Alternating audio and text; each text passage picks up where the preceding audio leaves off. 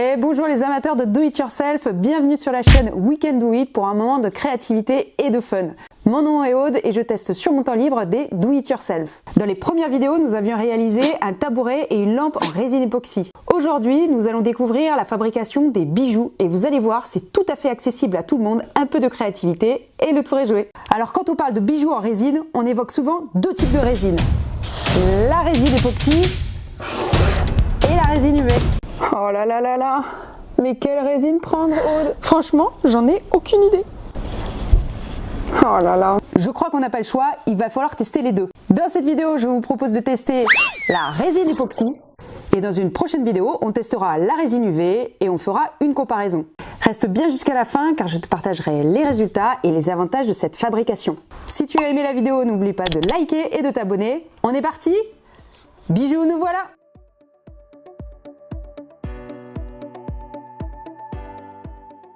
Pour la résine époxy, on commence tout d'abord par plusieurs étapes de préparation et on commence par notre préparation. Et oui, il faut bien veiller à se protéger avec des lunettes de protection, un masque respiratoire, une blouse et enfin des gants.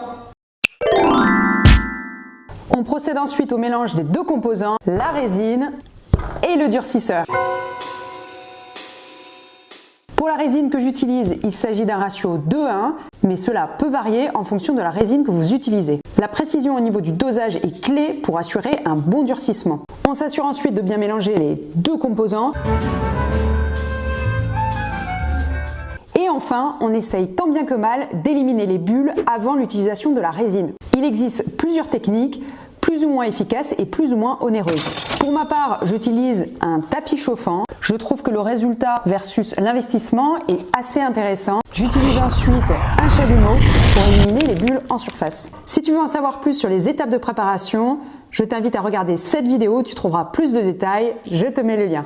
Allez, on passe à la partie la plus intéressante, la préparation des bijoux.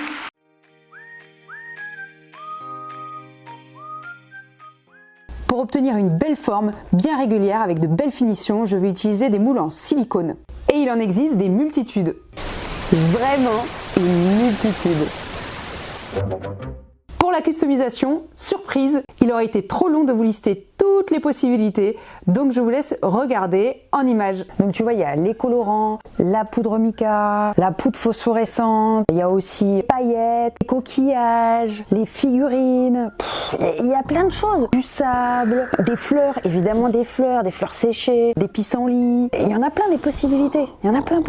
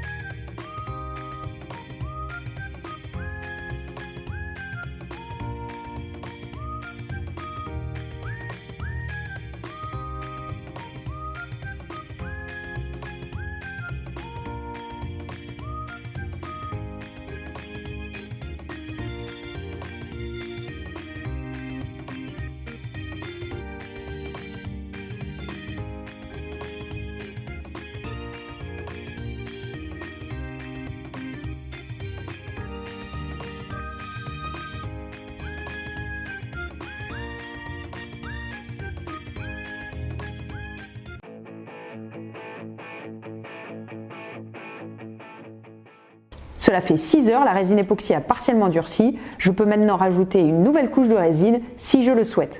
Cela peut être pour avoir un bijou plus complexe avec des nouvelles couleurs, des nouvelles incrustations ou tout simplement pour avoir une belle finition et une surface bien plane.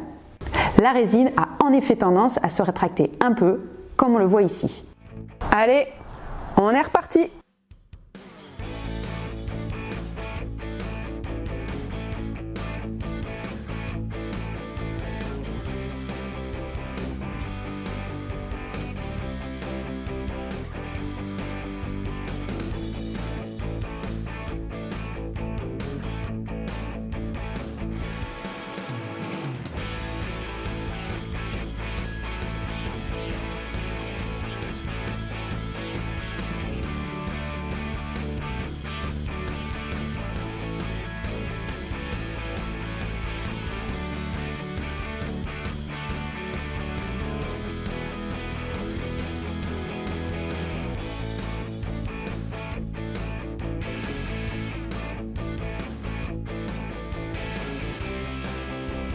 Allez, on a presque fini nos bijoux. Il ne nous reste plus qu'à nous détendre car il va falloir attendre 3 jours de durcissement avant le démoulage. J'ai dit se détendre. Bref, vous m'en doutez un peu, zéro patience, Aude.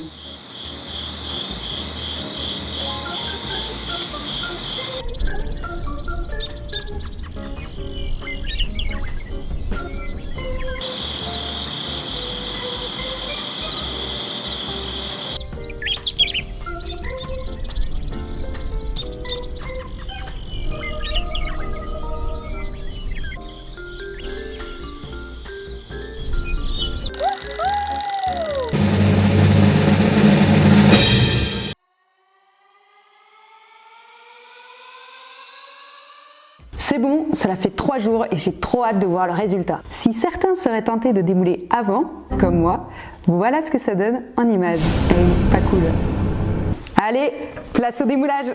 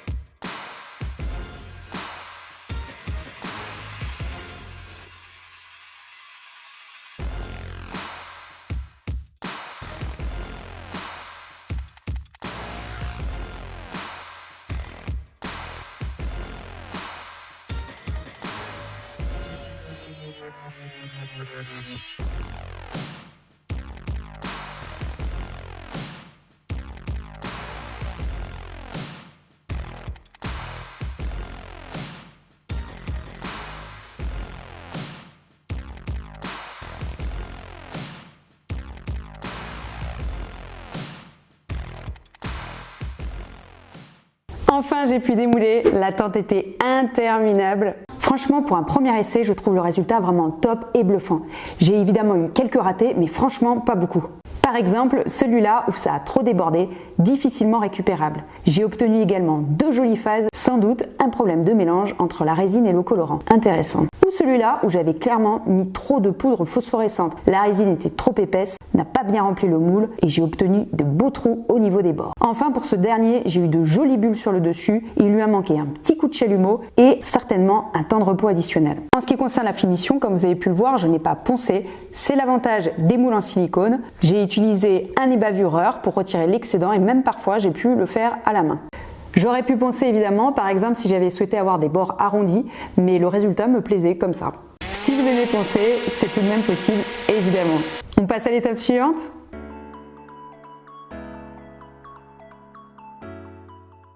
Comme vous avez pu le voir, j'ai ressorti ma tenue de protection car il est tout à fait possible de refaire une couche de finition après le démoulage. Comme ici, par exemple pour les bijoux qui ne sont pas encore bien plats.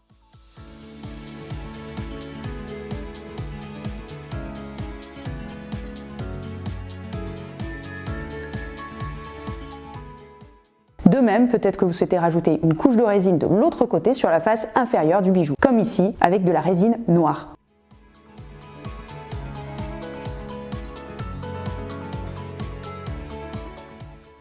Si vous souhaitez réaliser cette étape, il vous faudra tout de même à nouveau attendre 3 jours. Non! Évidemment, cette phase est optionnelle. Donc si vous êtes pressé, 1. Peaufinez bien vos bijoux. 2. Faites peut-être plus simple. Ou 3. Vous pouvez aussi utiliser la résine UV dont le durcissement est plus rapide. Cela peut être également une bonne option. Les bijoux sont finis, il ne manque plus qu'une dernière étape, le montage. Boucle d'oreille, collier, pendentif, le choix est vaste. Que vais-je donc choisir ?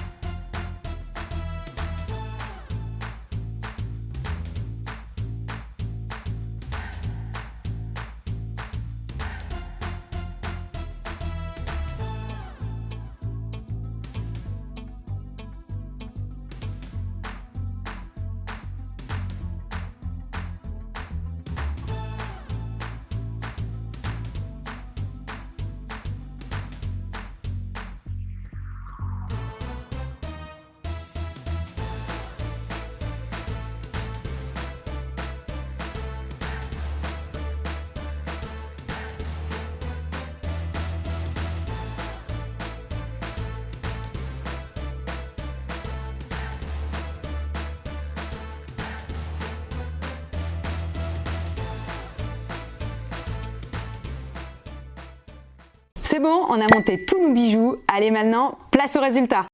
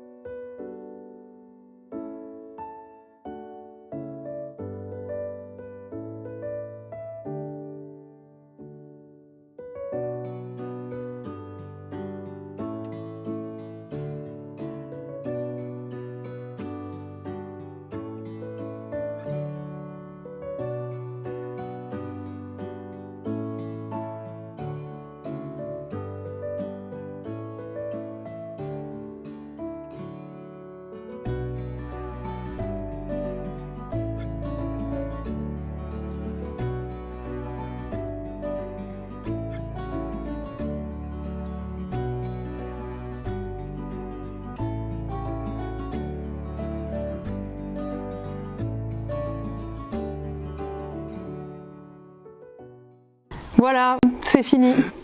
C'était super fun.